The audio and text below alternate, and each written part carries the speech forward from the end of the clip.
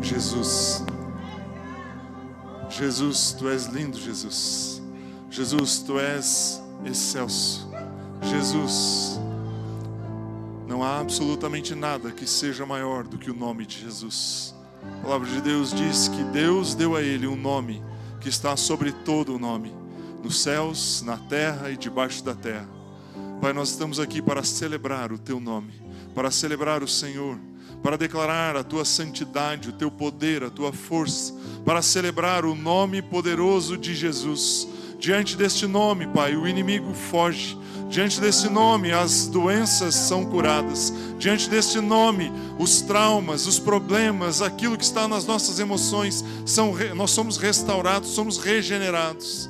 Diante deste nome, o nosso físico é transformado. Diante deste nome, as situações são mudadas. Diante do nome de Jesus, poderoso esse nome é. Obrigado, Jesus, por esse nome poderoso. Obrigado, Pai, porque hoje nós podemos levar como um sobrenome em nós o nome de Jesus. Somos filhos do Deus Altíssimo, herdeiros dele.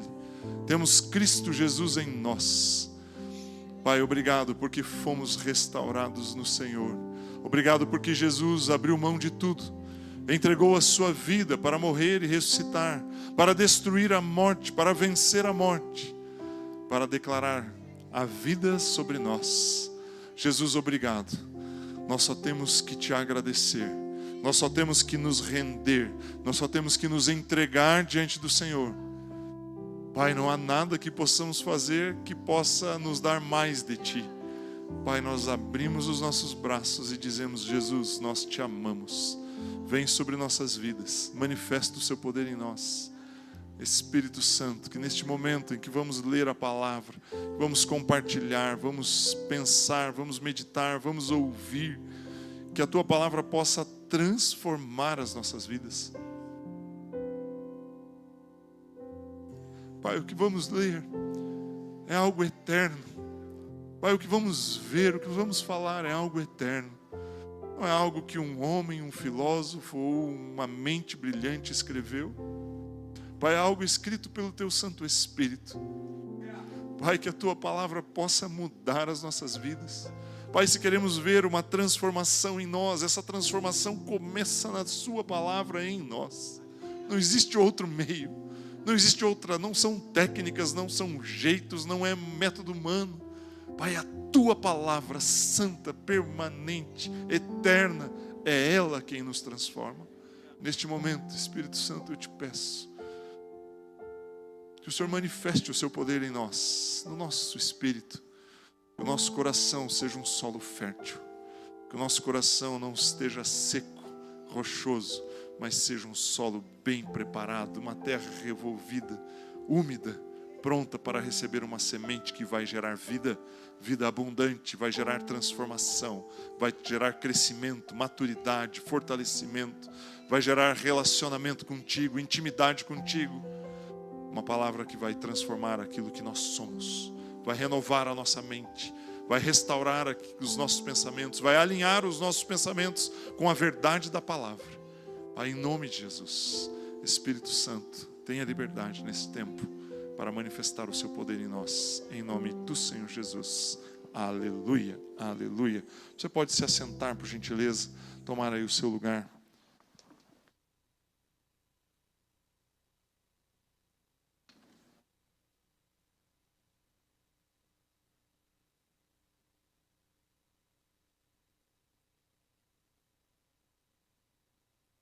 Quero te cumprimentar com a graça e com a paz do Senhor Jesus, amém?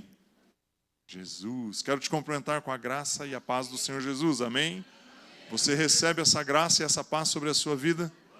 Meu irmão, se tem uma coisa que você tem que ter na sua vida é a graça e a paz do Senhor Jesus. Então diga amém aí, porque Ele quer manifestar o poder e o amor dEle em você. Mas você tem que abrir essa portinha aí do seu coração para Ele entrar. Antes de compartilhar a palavra aqui, eu quero reforçar 2 avisos que rodaram no telão. O primeiro é que você vai comer o melhor hambúrguer que você já comeu hoje, com certeza. Com certeza, né? Hoje com certeza, mas você vai comer um hambúrguer excelente hoje. Hoje, na verdade, o nome ali estava errado. Hoje é o Team Burger, porque são os adolescentes que estão preparando. Eu quero ver quem aqui tem coragem de comer um hambúrguer preparado pelos adolescentes. Você tem que ter coragem para fazer isso. Eu tenho coragem. Eu olhei, dei uma olhadinha, dei uma espiadinha lá. Rapaz, tem um bolo de carne lá, uma delícia. Então, passe ali, não saia daqui sem comer um lanche, ou pegue o lanche, leve para sua casa. Você vai estar apoiando o projeto aí do nosso musical de Natal, e você vai ter um tempo de comunhão, um tempo de relacionamento com os irmãos. Não deixe de passar ali e ter essa oportunidade de lanchar junto conosco. Eu sei que se você sair daqui, você vai acabar passando numa pizzaria, num outro lugar aí, ou passar a pegar alguma coisa. Então, coma ali junto conosco. Você vai estar abençoando os nossos projetos e vai estar tendo um tempo de comunhão. Outro aviso que eu quero reforçar é que nesta quarta-feira agora vai haver um encontro, né, a reunião de mulheres, o culto de mulheres. E eu, se fosse o esposo, a minha esposa vai estar aqui com certeza, eu sei disso. Mas você, enquanto esposo, envie a sua esposa para estar aqui. Eu, se fosse você, faria isso como uma semeadura na vida dela. Pega as crianças, traz ela, não, deixa ela aqui, faz tudo o que for possível. Chega mais cedo em casa, organiza suas coisas ali para que ela possa estar aqui na quarta-feira às 20 horas. Amém? Jesus, eu esperei ouvir um amém, assim dos homens, né? Amém? Aleluia! Venha e participe. Meus irmãos, eu quero compartilhar um pensamento com vocês hoje. Gostaria que você... Vou abrir aí a Bíblia, mas antes de nós lermos o texto, eu quero colocar o seguinte. Na segunda-feira passada, de manhã, a primeira coisa ali que eu faço no período da manhã, a hora que eu acordo, eu tenho uma higiene ali, claro, né, naturalmente, e aí então eu sentei para ler a Bíblia. Eu tinha terminado de ler uma parte que falei, Deus, o que eu vou ler hoje? Onde eu vou começar algo hoje? E eu comecei a ler a primeira carta de Pedro. Li as duas cartas ali, são 5 capítulos na primeira, 3 na segunda, e eu li ali esse texto. E eu confesso a você que eu parei no capítulo 1 de 1 Pedro, e eu voltei nele, eu li de novo e voltei nele, e essa semana eu fiquei aí relendo e remoendo esse texto. E uma das frases do capítulo 1 que me fisgou ali, que me laçou, pegou pelo meu pé ali, é a última frase do capítulo, e o texto diz assim, esta palavra é o evangelho que foi anunciado a vocês. E essa frase, ela mexeu um pouco com a minha cabeça. Porque quando eu olho a história de quem está escrevendo, Pedro, enquanto apóstolo de Jesus, nós sabemos que ele foi uma pessoa que tinha um gênio, um modelo de pensamento, de forma, um modelo de vida muito intempestivo. Tem vários textos que comprovam isso. Primeiro, eu vou citar aqui, não foi o primeiro em ordem, claro, mas primeiro você vê ali no momento em que Jesus está sendo preso pelos soldados romanos, que Judas vem e o trai, Pedro saca da espada, corta a orelha do soldado, por ele já saía lutando e brigando ali, enfiando a espada naqueles caras, mesmo que ele fosse perder. Isso mostra a intempestividade dele. Num determinado momento lá, junto com Jesus, Jesus fala, olha, é necessário que eu morra. E ele fala, não, nós não vamos deixar isso acontecer. E ele tinha sempre as emoções assim mais afloradas, as coisas, aquele modelo de estar indo sempre à frente, de muita impulsividade. Muitos autores falam a respeito dessa impulsividade de Pedro, desse rompante dele ter muita energia e colocar isso para fora. E aí quando eu leio Pedro escrevendo, um homem que conviveu 3 anos e pouco ali, 3 anos e meio, não se sabe bem exatamente ao certo o tempo, mas um pouco mais de 3 anos com Cristo. E ele para escrever uma carta. E essa carta, os estudiosos dizem que ela foi escrita ali entre 64 e 67 depois de Cristo. Então pensa comigo aqui, vamos fazer umas contas, as contas não são precisas, mas só para a gente ter uma ideia da grandeza, uma noção do momento. Jesus nasceu, viveu aproximadamente 30 anos, começou o seu ministério, conviveu 3 anos e meio com os discípulos, morreu, ressuscitou e foi elevado aos céus. 30 anos depois, aproximadamente, Pedro escreve uma carta. Pedro tinha vivido 30 anos de ministério. Pedro já não era um jovenzinho, porque quando Jesus o chama, ele já era um homem feito, trabalhador, provavelmente mais velho um pouco que Jesus. Então Pedro já deveria estar beirando aqui uns 70 anos. E os estudiosos, os teólogos, dizem que Paulo havia morrido não muito tempo antes de Pedro escrever a carta. Tanto que Pedro escreve essa carta, no capítulo 1 aqui, o verso 1, ele fala que a carta está sendo escrita para os cristãos. Ixi, eu não voltei muito aqui, acho que voltei demais. Aqui, Pedro 1. Isso, obrigado de colocar o 1 aí, Neto. Pedro, apóstolo de Jesus Cristo, aos eleitos que são forasteiros da diáspora, no Ponto, na Galácia, na Capadócia, na Ásia e na Bitínia. Pedro está escrevendo aos cristãos que foram espalhados por uma perseguição. Homens que haviam sofrido. Nero já estava reinando em Roma. Nero já estava perseguindo os cristãos. Já punha cristãos no jardim do palácio dele para queimá-los como tochas vivas. Se você tiver curiosidade de estudar um pouquinho, de ver um pouco como funcionava aquele momento, assista o filme, que tem aí nos streamings de filmes sobre o apóstolo Paulo, o filme mais recente. Você vai ver cenas ali bem fortes e bem reais. Os cristãos, meu irmão, não eram como nós aqui. Você vem para o culto livremente, para seu carro na rua, prega, pode ir lá no hospital, entrar dentro de um hospital, pregar a palavra para os funcionários, pode dentro da sua empresa se posicionar, usar uma camiseta escrita "Eu amo Jesus", pôr um adesivo no seu carro. Quem se declarava cristão era alvo de uma tocha, virava uma tocha humana. Pedro viveu todos esses momentos. E então ele pega, após a morte do apóstolo Paulo, ele escreve para as igrejas que Paulo evangelizou. Tanto que existe uma carta de Paulo para os Gálatas, para a Galácia. A Ásia tinha uma série de igrejas que depois, até no Apocalipse, João destina cartas para elas também. Então, Pedro está dizendo, está escrevendo aqui algo para nós. E aí, quando no final do capítulo 1, claro que ele não escreveu em capítulos, né, mas na sequência do texto, e depois de capitulados o texto, ele ficou no finzinho, ele tem essa frase: "Esta palavra é o evangelho que foi anunciado a vocês." E aí, na segunda de manhã, quando eu li essa frase, eu falei, espera um pouquinho, o que eu li para cima aqui mesmo? Porque se eu vejo uma frase que diz que o Pedro, o cara que viveu com Jesus, que teve sua vida transformada por Jesus, que depois que Jesus subiu aos céus, ele viveu 30 anos de ministério. Ele escreve um texto e ele diz assim: "Esta é a palavra que foi anunciada para vocês." Eu falei, opa, eu preciso dar uma olhada com atenção nisso. Isso precisa fazer parte de algo que eu tenho que entender, para que eu possa viver como um cristão, verdadeiramente. Isso precisa ter um impacto na minha vida. Se eu olhar para esse texto e achar que ele é só um texto escrito 2000 anos atrás, que diz qualquer coisa a respeito de Jesus, isso não muda a minha vida.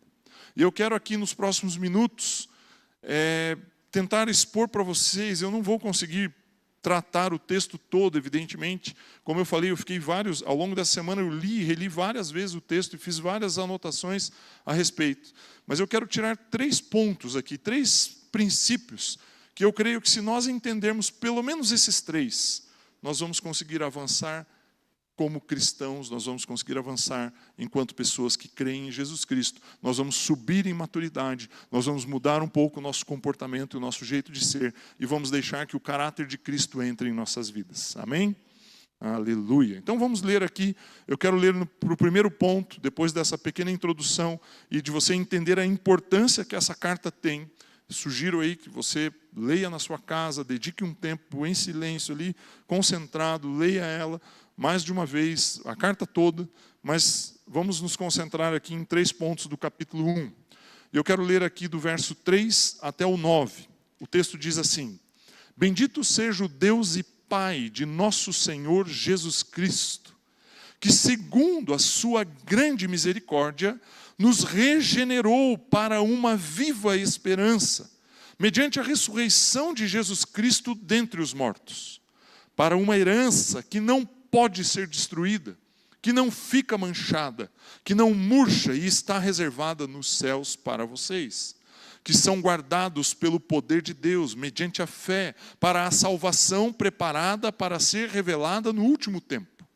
Nisso vocês exultam, embora no presente, por breve tempo, se necessário, sejam contristados por várias provações, para que, uma vez confirmado o valor da fé que vocês têm, muito mais preciosa do que o ouro perecível, mesmo apurado pelo fogo, resulte em louvor, glória e honra na revelação de Jesus Cristo. Mesmo sem tê-lo visto, vocês o amam, mesmo não o vendo agora. mas crendo nele, exultam com alegria indescritível e cheia de glória, obtendo o alvo dessa fé, a salvação da alma.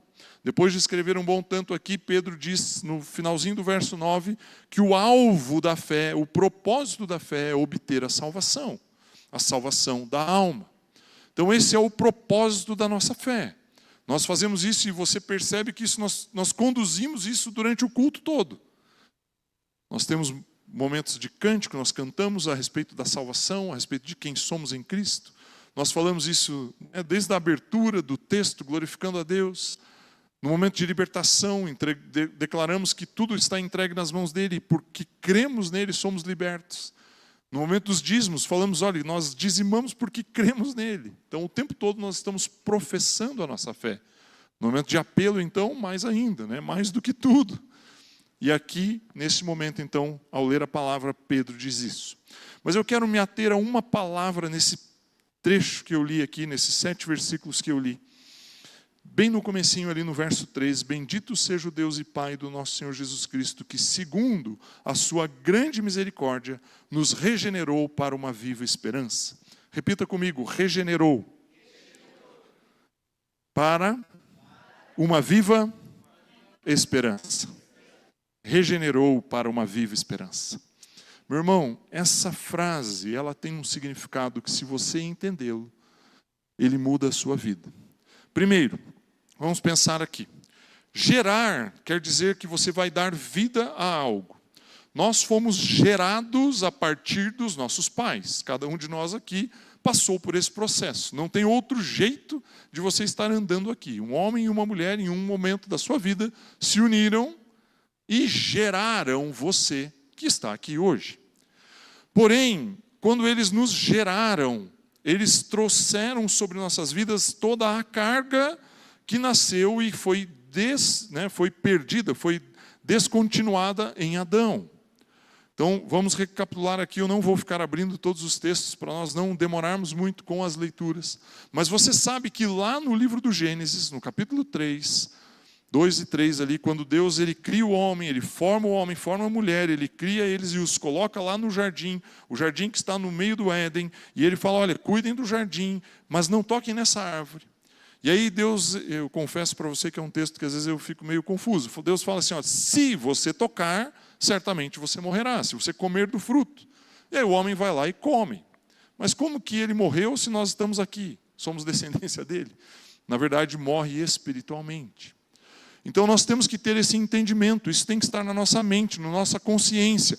Deus, ele deu a vida e havia uma relação, um relacionamento íntimo do homem com Deus.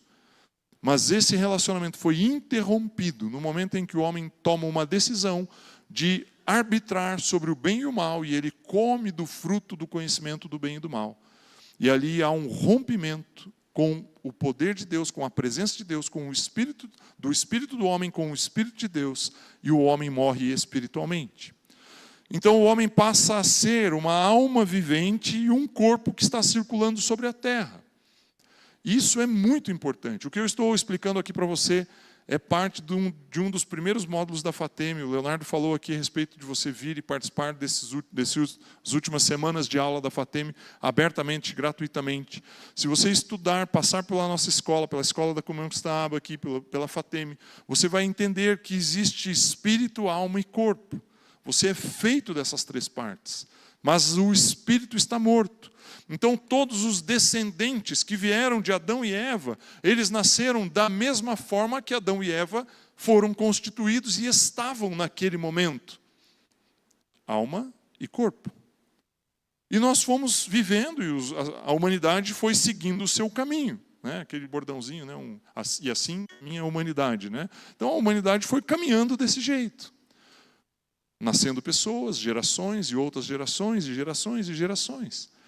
Até que Jesus Cristo vem, entrega a sua vida naquela cruz, morre, ressuscita, vence a morte e entrega ao ser humano a possibilidade de ter uma vida regenerada.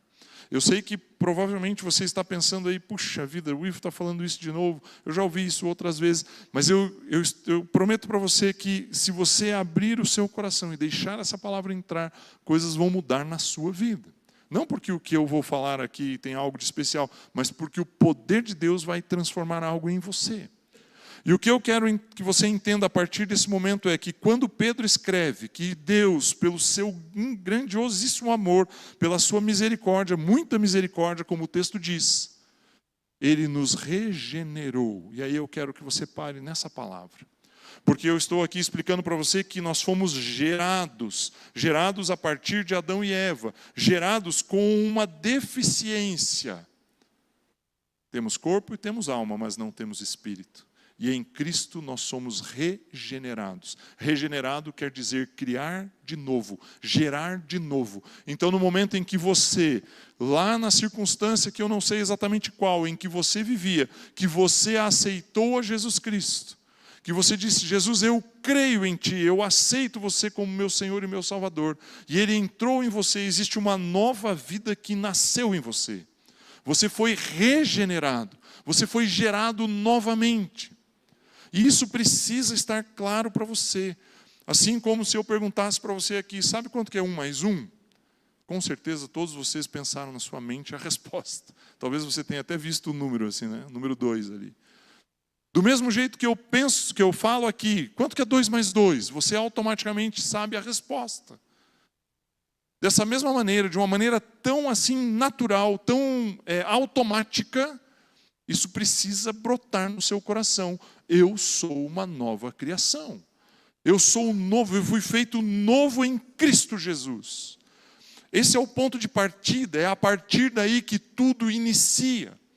Se você tiver essa compreensão, se você abrir o seu coração e deixar que essa verdade entre em você de uma maneira profunda, vai mudar a sua maneira de se comportar. E aí Pedro escreve uma frase, ele usa a expressão para uma viva esperança. Ele nos regenerou para uma viva esperança. E eu fui olhar essa palavra esperança aqui, é engraçado, de certa maneira, né? Porque ela fala a respeito de algo para o futuro.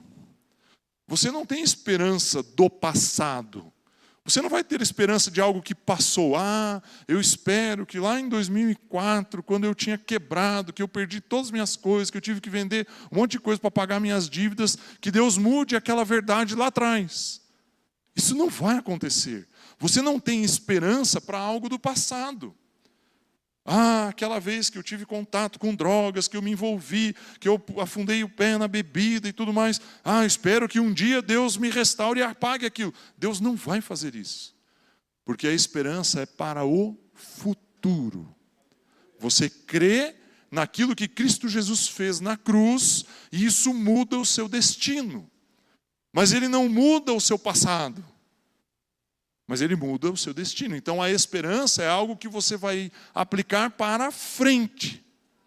Só que o texto, no original, quando ele usa a palavra esperança, a palavra, ela é uma palavra que pode ser usada em 2 sentidos. Eu estou mudando a versão aqui para procurar o original aqui. A palavra é elpis. E olha só o que o dicionário grego diz a respeito dessa palavra.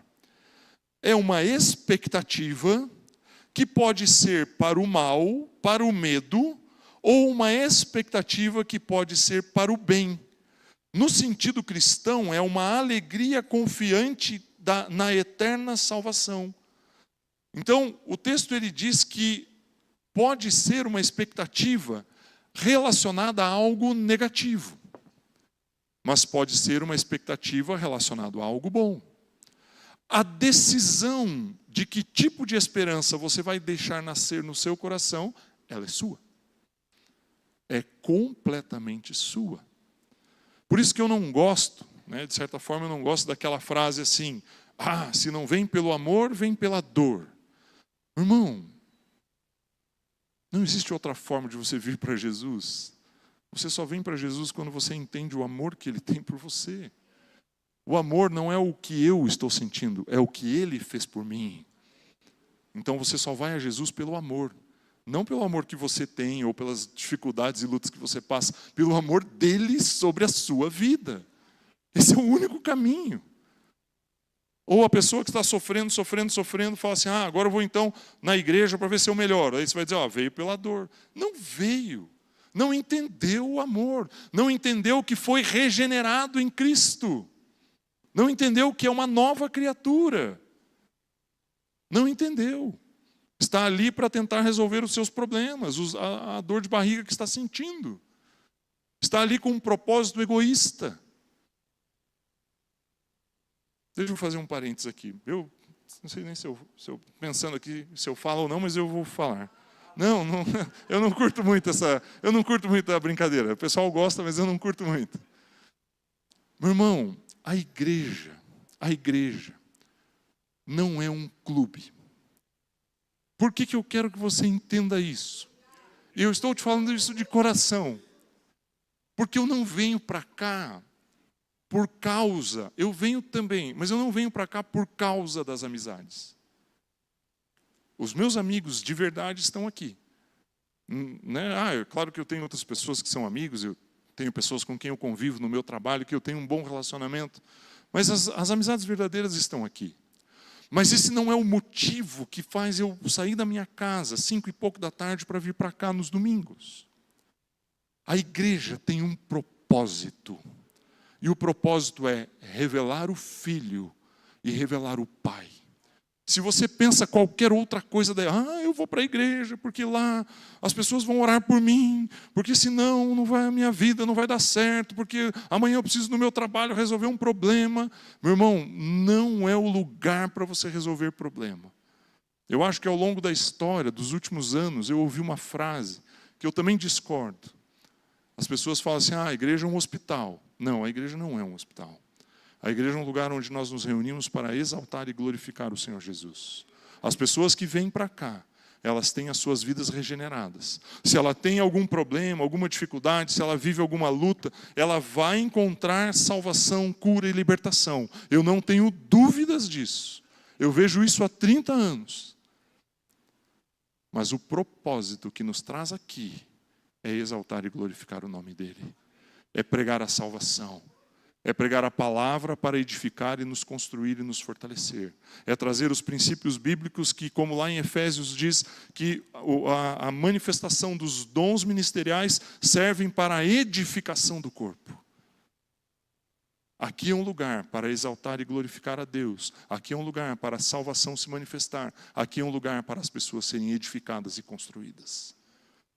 Consequentemente, nós vamos ter amigos, consequentemente, nós vamos fazer um lanche ali, ter um tempo de comunhão, consequentemente, nós vamos ajudar uns aos outros, consequentemente, nós vamos juntar aqui, como vocês têm contribuído e colaborado com os celeiros, com o projeto Celeiros, e nós temos distribuído algumas cestas básicas, abençoado vidas que precisam. Isso tudo é uma consequência de um propósito, que é servir, amar e exaltar e celebrar a Jesus Cristo. Esse é o propósito da igreja, nenhum outro. Quando Pedro ele escreve aqui, ele diz que nós fomos regenerados para uma viva esperança. Você precisa tomar uma decisão, firmar os seus pés, olhar para frente e dizer, olha, eu creio em Jesus, e ao crer em Jesus eu tenho algo bom para esperar. Mateus capítulo 6, vamos ler aqui, vou ler ali no telão, os versos 22 e 23. Jesus está ensinando os seus discípulos no monte, e ele fala assim, os olhos são a lâmpada do corpo. Se os seus olhos forem bons, todo o seu corpo será cheio de luz. Se, porém, os seus olhos forem maus, todo o seu corpo estará em trevas. Portanto, se a luz que existe em você são trevas, que grandes trevas serão? O que Jesus está ensinando? Olhe para onde você olhar, a forma como você olhar, o que você olhar vai influenciar você. É a mesma coisa que Pedro dizendo assim, claro, são palavras diferentes, mas eu estou conduzindo o seu pensamento num sentido igual. Ele nos regenerou para uma viva esperança.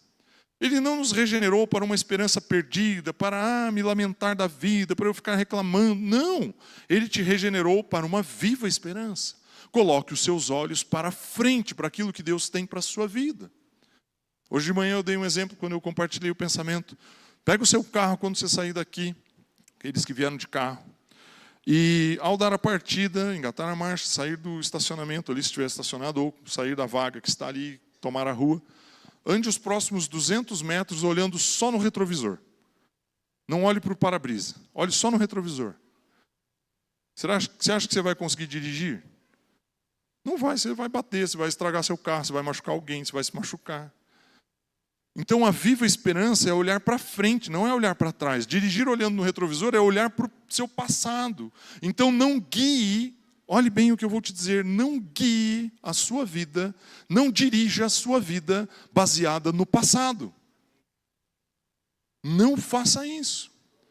Por que você não deve fazer? Porque você foi regenerado, você nasceu de novo. A sua vida do passado, ela deixa de existir. Eu não estou sugerindo você usar um neuralizador aqui. Quem sabe o que é um neuralizador? Ó, ali sabe, ó. Ó, tem umas mãozinhas que levantam. Eu estou achando os que são mais nerd, assim, ó. Homens de Preto. Quem já assistiu MIB? Ó. A Andréia odeia, né? Porque ela tem as baratas lá, ela não gosta de barata, ela não gosta de ver. O neuralizador é um aparelhinho que o agente secreto usa, que quando acontece um fato ali, os alienígenas, não, é filme de ficção científica, né? Eu particularmente gosto. Quando acontece um fato ali, e ele precisa apagar a memória daquelas pessoas, ele põe um óculos especial, aciona um raio no aparelhinho, e quem enxerga aquele raio esquece tudo do que aconteceu naquele momento. Quando você aceita Jesus, ele não apaga o seu passado. Ele não apaga o que aconteceu. Não vai existir uma forma de você ir lá passar uma borracha e falar assim, não, pois é, aqueles traumas, o meu pai foi muito duro comigo, me maltratou, a minha mãe não cuidou de mim, ou fui abusado, eu passei por problemas, eu cresci num ambiente muito difícil, muito complicado, eu sofri bullying na escola. Meu irmão, tudo aquilo que você passou vai permanecer na sua memória. Acontece que você precisa tomar uma decisão. Se você vai continuar olhando para o passado para tomar as suas decisões hoje, no seu futuro. Ou se você vai olhar e falar, Pai, obrigado, porque eu fui recriado, eu fui regenerado, eu tenho uma viva esperança e o meu futuro está no Senhor e não no meu passado. Essa é uma decisão que você tem que tomar. Eu não posso tomar isso por você. Eu não posso olhar para você e falar assim, coitado, sofreu tanto, foi tão traumatizado, foi tão colocado de lado, passou tantas dificuldades. Eu só tenho uma coisa para te dizer, meu irmão. Você tem uma esperança viva por ter nascido de novo em Cristo Jesus. Eu não estou aqui querendo, em hipótese alguma, anular ou neutralizar ou descartar qualquer tipo de profissão na área da saúde que trate de pessoas que têm dificuldades que tiveram dificuldades com o seu passado. Existem várias especialidades da área da saúde que cuidam disso. E eu não estou aqui me posicionando contra elas em hipótese alguma. Por sinal, eu sei que são profissionais que têm conhecimento dado por Deus e têm a habilidade de cuidar e de atender de pessoas. Por 2 anos eu fiz capelania no colégio CCIM. E eu atendi ali mais de 100 alunos nesse período, em sessões de atendimento de capelania. E eu te diria, sem muito medo de errar, que uma boa porcentagem deles eu encaminhei, chamei os pais, tive uma conversa séria com os pais, e falei, você precisa levar o seu filho para um acompanhamento médico ou psicológico. Existem situações aqui que precisam ser cuidadas. Eu trabalho, eu não tenho formação na área da saúde, mas eu trabalho com a área da saúde há mais de 30 anos. E eu sei diferenciar quando uma pessoa precisa de um atendimento médico, mesmo que seja do ponto de vista emocional. E eu recomendei muitas vezes isso. Mas o problema é que, na maioria das vezes, o que eu via ali eram pessoas presas com o seu passado, segurando e agarrando e se prendendo a traumas e a circunstâncias do passado, e elas não conseguiam abrir mão disso para entender que elas são nova criatura. E quando você abre esse espaço, meu irmão, se nós apagássemos as luzes todas aqui, desligássemos os telões, tudo, fechássemos as cortinas ali, se você abrir um espacinho para entender a verdade, que é você ser uma nova criatura, é como se nós pegássemos uma daquelas cortinas e abríssemos um frestinho de 1 centímetro. A luz que vai vir do hall vai iluminar até aqui na frente. Se você der espaço para aquilo que eu estou falando hoje aqui, que você é uma nova criação, e que a sua vida foi regenerada em Cristo Jesus, e você crer nisso, não existe técnica humana que possa superar um tratamento ou uma correção sobre a sua vida. Não existe nada formado, criado pelo homem que seja maior do que aquilo que você receberá de Deus ao crer que Ele regenerou você. Você precisa entender isso. Isso faz parte, como eu falei aqui, o que o texto mais me fisgou foi a última frase do capítulo 1, no verso 25, a segunda parte. Quando Pedro fala, essa é a palavra que foi pregada, que foi evangelizada a vocês. E aí aquilo me saltou aos olhos, eu voltei e eu li esse verso 3, falou, espera um pouquinho, eu fui regenerado para uma viva esperança. Eu não vou olhar para o meu futuro com pesar, com medo, com preocupação, com temor. Ai Deus, será que vai dar certo? Não. E eu quero avançar aqui para o segundo ponto. Então o meu primeiro ponto é, você foi regenerado. Fale comigo, regenerado. Fale assim, eu sou regenerado em Cristo Jesus. Você é uma nova criatura, meu irmão. O segundo aspecto está em 1 Pedro 1,13.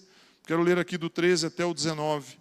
O texto diz assim, por isso, preparando o seu entendimento, sejam sóbrios e esperem inteiramente na graça que lhes está sendo trazida na revelação de Jesus Cristo. Como filhos obedientes, não vivam conforme as paixões que vocês tinham anteriormente, quando ainda estavam na ignorância. Pelo contrário, assim como é santo aquele que nos chamou, sejam santos vocês também em tudo o que fizerem. Porque está escrito, sejam santos porque eu sou santo. E se vocês invocam como Pai aquele que sem parcialidade julga segundo as obras de cada um, vivam em temor durante o tempo da peregrinação de vocês, sabendo que não foi mediante coisas perecíveis, como prata ou ouro, que vocês foram resgatados da vida inútil que seus pais lhes legaram, mas pelo precioso sangue de Cristo, como de um cordeiro, sem defeito e sem mácula. Aqui um pequeno parênteses, Paulo no verso 18, ele diz que nós recebemos como legado dos nossos pais uma vida inútil. Por que ele fala isso? Porque nós vivemos uma vida sem a presença de Deus. O Espírito Santo não estava em nós. E ele deixa isso muito claro aqui. Mas quando fomos regenerados, a nossa vida muda. Agora, o verso 13 tem uma expressão que é a base dessa mudança. Ele diz assim, sejam sóbrios e esperem inteiramente na graça que lhes está sendo trazida na revelação de Jesus Cristo. A palavra esperem aqui tem relação com esperança. Na verdade, a raiz é a mesma palavra do verso 3. Que Ele nos regenerou para uma viva esperança. A raiz da palavra esperem aqui é a mesma. Ela é um pouquinho diferente, mas é a mesma raiz. E o que Pedro diz é que nós devemos depositar a nossa esperança sobre a graça. E aí eu quero explicar para você por que você deve depositar a sua esperança sobre a graça. Porque muitas pessoas por aí têm procurado corrigir os seus problemas, as suas dificuldades no conhecimento humano, nas metodologias humanas. 10 passos para como você ser bem-sucedido na sua vida profissional. 10 passos de como ser um bom marido. As 10 lições do marido exemplar, da esposa exemplar. Meu irmão, nada disso que é conhecimento humano transforma a sua vida. Você passa a ser condicionado. Vou usar uma palavra um pouco pior. Você passa a tentar adestrar o seu comportamento. Você pode até jogar uma cadeira em mim, falando, espera um pouquinho, o cara está falando que eu sou um animalzinho ali, que vai ser adestrado.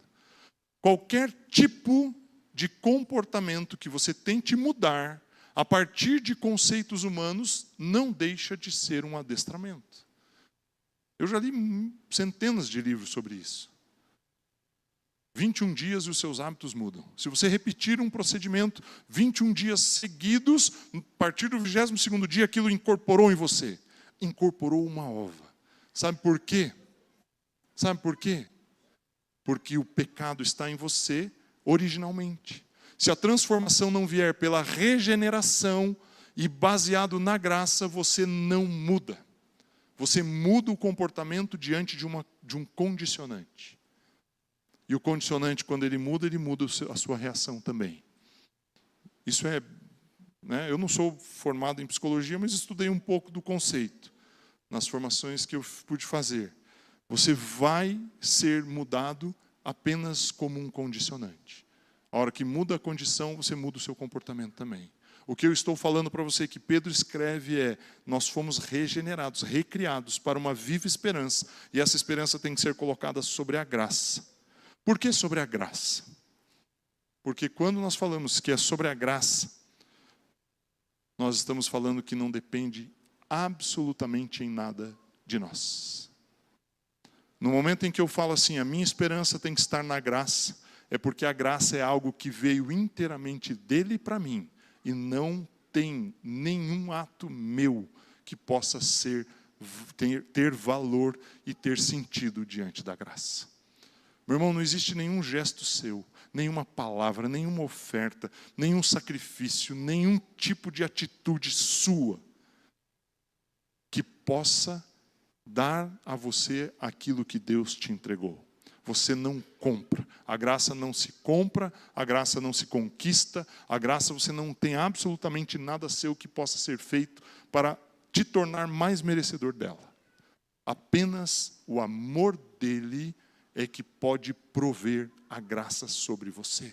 E a única coisa que você tem que fazer é dizer: Pai, eu aceito, eu recebo, eu concordo que o Senhor fez por mim tem valor.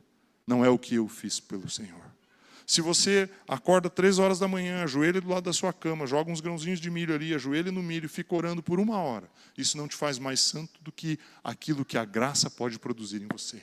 Isso não te dá direito a alcançar mais graça ou menos graça.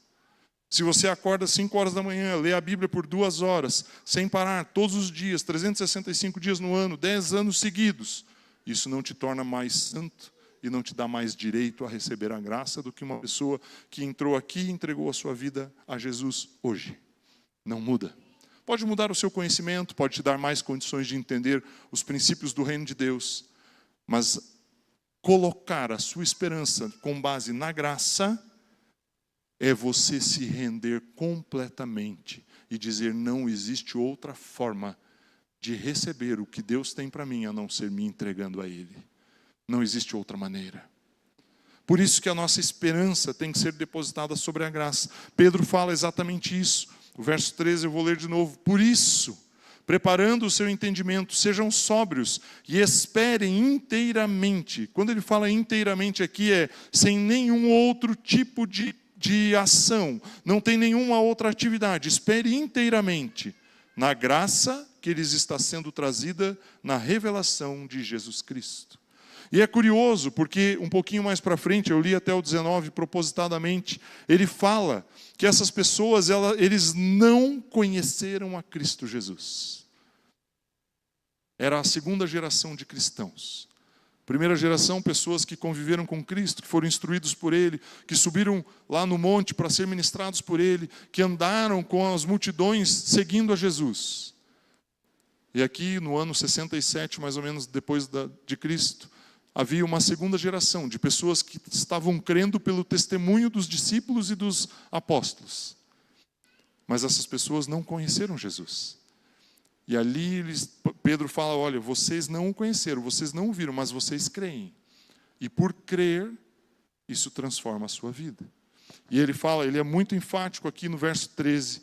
Ele fala que nós precisamos ser sóbrios e preparar o nosso entendimento e depositar a nossa esperança na graça. Então, meu primeiro ponto foi: você é regenerado, você tem uma nova vida, e você deve depositar a esperança dessa nova vida na graça, que é uma pessoa, que é Jesus Cristo.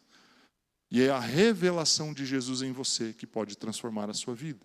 Pedro é muito enfático nessa carta, tanto no capítulo 1 quanto no 2. Ele é muito enfático sobre o comportamento que nós devemos ter. Ele vai falar a respeito do comportamento do matrimônio, da sua relação com o seu ambiente de trabalho.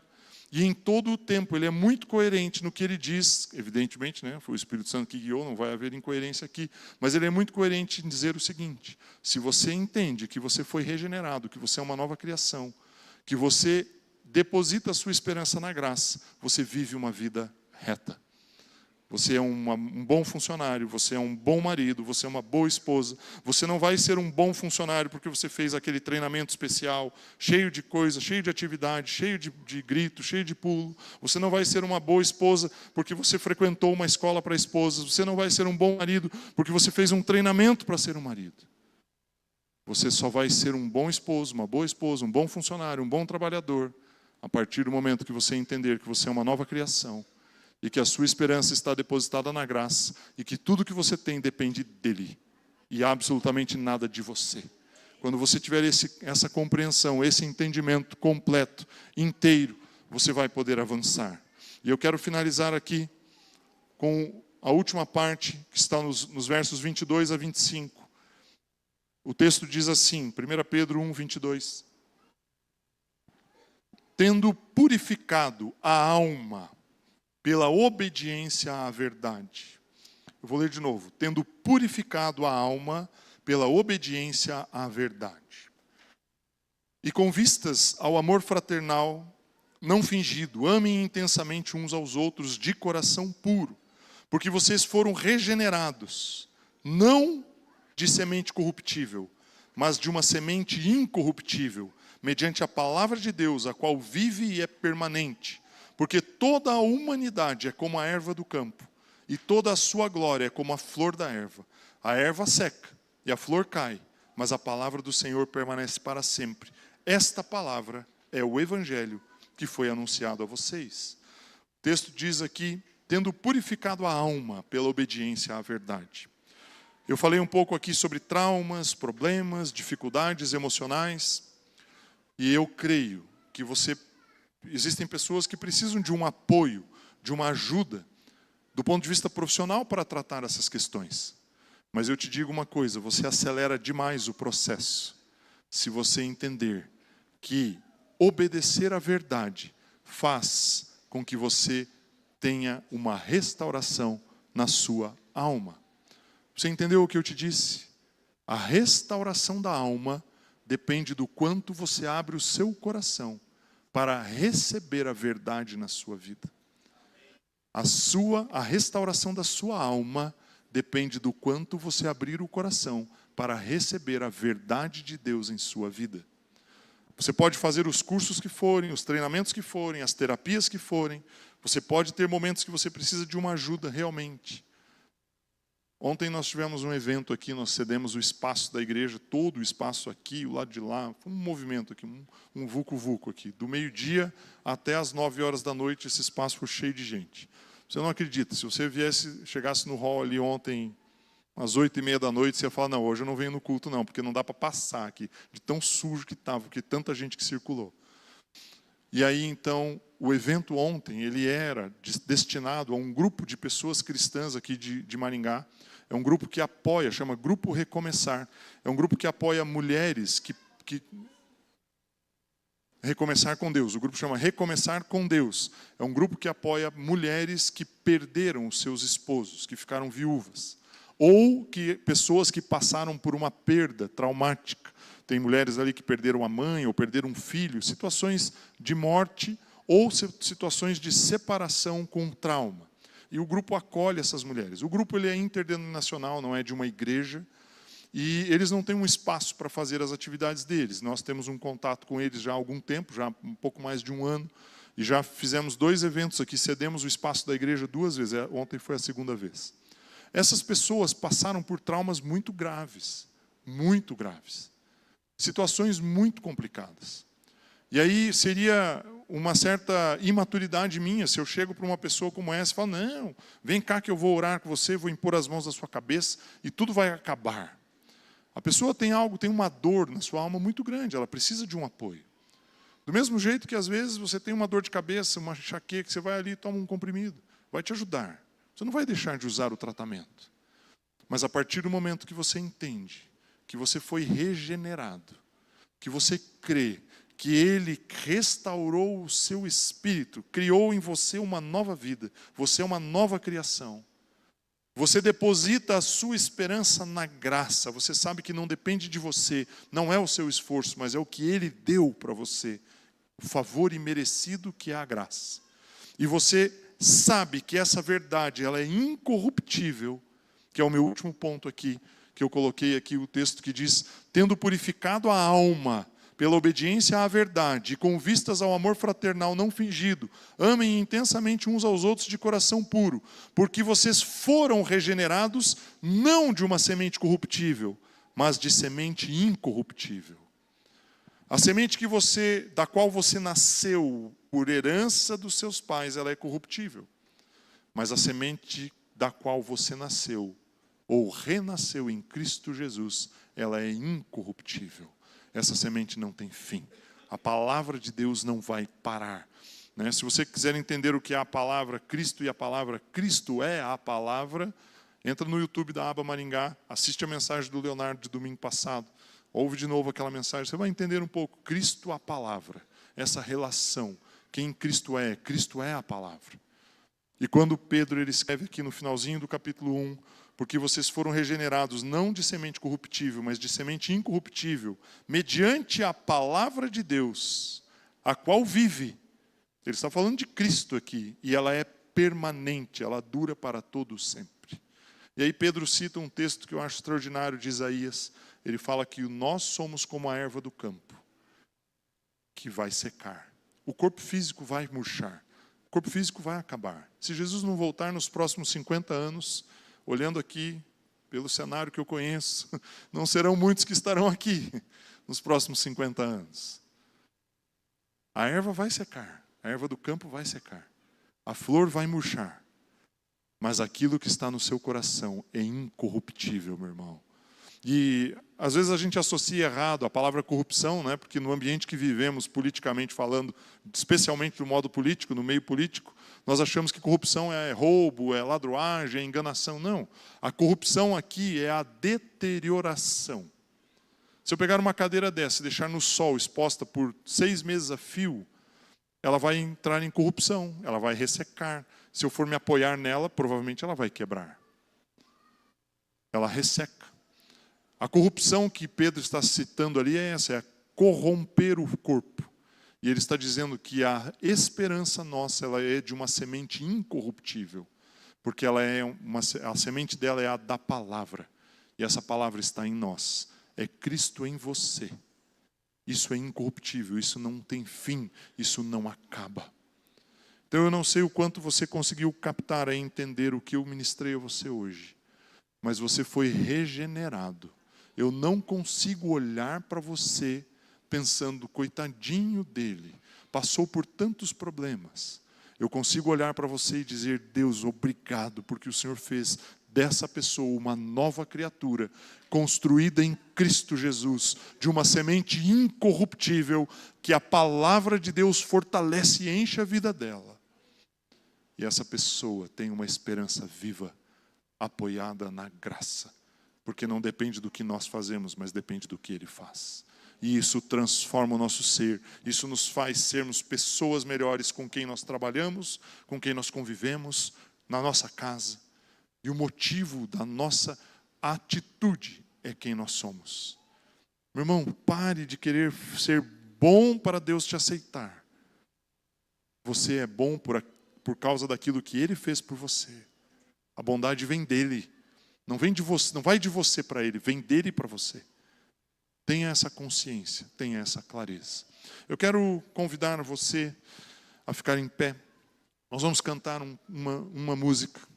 E eu quero, depois dessa música, desse momento de louvor, eu quero orar com vocês. Eu quero desafiar você num sentido aqui. Talvez... eu vou colocar aqui o apelo desse momento de oração já. E aí nós cantamos. Talvez você, ao ouvir essa mensagem, talvez você tenha olhado para a sua vida e dito, pai, eu tenho me preocupado tanto com as coisas que aconteceram, com coisas que me falaram, com pessoas que me abandonaram, com pessoas que tentaram me enganar, com pessoas que me traíram. Eu tenho me preocupado tanto com o passado, com as dificuldades que eu tive, com os problemas, com os enganos, com os erros, com a forma como eu fui criado, com os problemas que eu tive lá com os meus pais, não sei. Talvez você tenha olhado para isso e você tenha dito: Deus, eu queria conseguir fazer isso. E nós não temos nenhum pozinho mágico aqui, não existe nenhuma coisa assim extraordinária em nós, não. Mas por que eu quero chamar você para vir aqui à frente para nós orarmos? Porque nós cremos que o poder de Deus pode transformar algo em você. E você olhar para a sua vida a partir da perspectiva de que você é uma nova criatura. E de que você tem a graça para depositar a sua esperança. E de que a semente que está em você, ela é incorruptível. Eu não sei quais dificuldades você passou, o que você enfrentou, mas eu sei que Deus tem algo extraordinário para a sua vida. Hoje ainda, amanhã, depois de amanhã. Vamos cantar, vamos louvar ao Senhor. E no final da música, se você sentir no seu coração, ou até durante a música, você é livre, completamente livre. O Mauro ministrou isso aqui, você é livre, completamente livre. Se você deseja abrir mão de algo lá do seu passado, que talvez esteja te incomodando, talvez perdoar alguém, talvez alguém que te ofendeu profundamente, aquilo te prende, aquilo te amarra, aquilo te deixa triste. Eu não estou aqui ministrando nenhuma cura interior no sentido de achar que a oração ou que nós vamos transformar algo em você, não, meu irmão. Eu quero simplesmente te dar uma oportunidade para que você esteja aqui e você declare publicamente: Jesus, eu creio que eu fui regenerado. Eu creio que a minha esperança está na graça. Eu creio que a semente que está em mim é incorruptível. E eu vou viver a partir disso. Então vamos louvar ao Senhor. E enquanto nós louvamos, se você sentir no seu coração, vem aqui à frente, forme uma fila aqui. Nós vamos orar com você. Não é o que eu falei, não existe nenhuma mágica em nós, mas existe um posicionamento seu. E esse posicionamento vai ser honrado pelo Espírito Santo. Ele vai manifestar o poder dele sobre a sua vida. Vamos louvar ao Senhor.